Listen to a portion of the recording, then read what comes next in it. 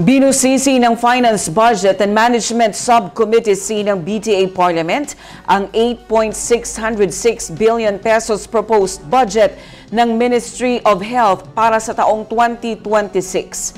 Popondohan ng ipinapanukalang budget ang access to promotive healthcare services at access to curative healthcare services. Ang News Now mula kay Naphtali Velarde.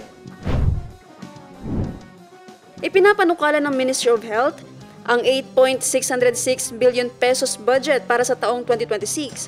Ang MOH ang pangalawang may pinakamalaking alokasyon ng pondo sa Bangsamoro Government sa pagpapatuloy ng pagdinig ng Subcommittee C ng Finance, Budget and Management Committee ng BTA. Popondohan ng ipinapanukalang budget ang access to promotive healthcare services at access to curative healthcare services. Mayroon din itong sub-programs na sumusuporta sa barangay health stations, rural health units, scholarships para sa health workers, disease prevention, immunization program, at mental health at psychosocial support. Sakop rin ng proposed budget ang medical outreach missions, medical assistance, quick response fund, incentives para sa barangay health workers, at operations ng Bangsamoro Run Hospitals.